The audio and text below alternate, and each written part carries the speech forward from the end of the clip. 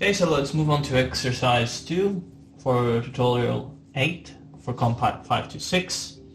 Now we consider the 4 plus 3 common code that you have seen in class with Sebastian, and given message 010 we want to determine the parity bits and the final transmitted block. Now we know, as we saw from class, that since we have a message of length 4, we need 3 parity bits. So here we have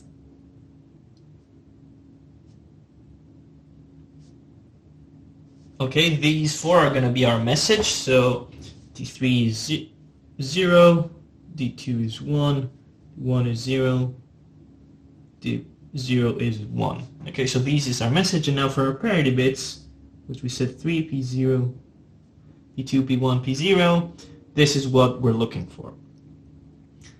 Now, if you are not sure why we're listing them like this, you should go and check the VOD that Sebastian has on YouTube to read up on that. The reason we do it like that basically is because these parity bits have only one constraint each, based on, let's say, if we had a message of length 7, so this is why we list them like this. So we're looking for P2, P1, and P0. Now, how do we find them? Now, what I like to do is I say, okay, I'm looking for P0, right? P0 depends on my message, so D0, D1, D2, D3, but I need to find based on which of those it depends on. So what I do to find it is, okay, I start here at P0, and every time I use one of the numbers I have, and the next one I skip. I use one, I skip. I use one, I skip. I use one, I skip. Okay, so I'm alternating. So normally I would use P0, but P0 is what I'm looking for, so I skip this. So I'm not going to put this. So use this, skip that. Use this. So D0 goes here. And the next one I skip. Then I use D1. Then I skip D2. I use D3.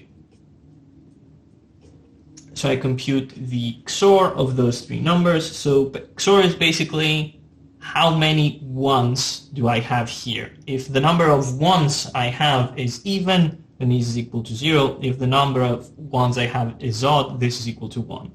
So 1, 0, 0, so only 1, 1, so this is equal to 1. Okay? Then for P1, okay? Start from P1, but now instead of using 1, skipping 1, I used to skip 2, used to skip 2, and so on. So I use P1 and D0. P1 is what I'm looking for, so I don't put it in here, so I'm looking for D0. Then skip P2, D1, use D2, D3. Now, if the way I'm doing it is confusing, you would have to use some other way to compute that, like the one Sebastian has and explains in his lectures, but this is the one I prefer, at least. It makes it easier for me to remember. And sorry, then D0, D2, and D3, so we have 2 ones, which is an even number of ones, therefore this is a 0. Then for D2, for P2, start from P2, take 4, skip 4, take 4, skip 4, and so on. So here I take these 4, so I take D1, D2, and D3.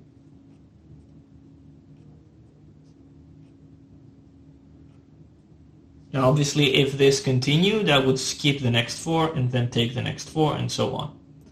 So D1, D2, D3, we have an even number of ones in this, so this is a 1. And that is how we find our parity bits.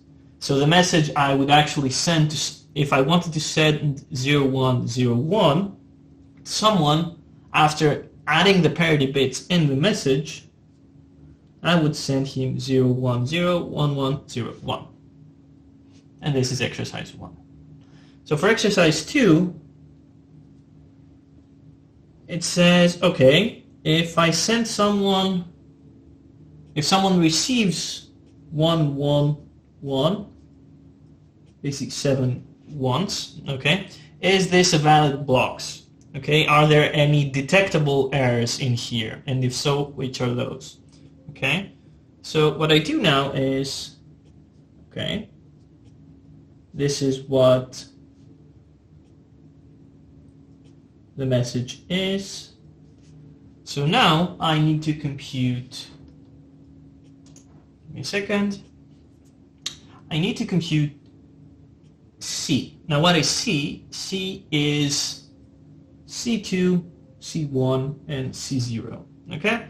Those are computed in a similar way as this, so here C2 is basically those 4 bits, okay? Remember, it's the same way I used before, so I start from P2 because I have C2, and I take 4 and I skip 4. So I take those 4, but now I also take P2. So it's P2 XOR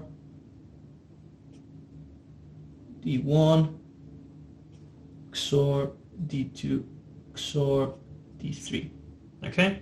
I have 4 ones. This is a number. This is equal to 0. C1. Start from P1. Take the first 2. So P1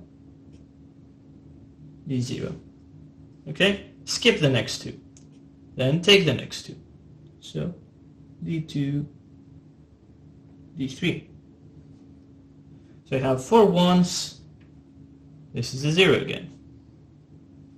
Finally, C0, start from P0, take P0, skip P1, take D2, skip P2, take D1, skip D2, take D3. 4 once again, this is a 0. Now, since C is equal to 0, that means that the message someone sent to me is a valid block and there are no errors detectable. Now, if there was an error, then C would not be equal to 0. Okay, it would be something else. And let's say that, for example, C would be equal to, let's say, 3.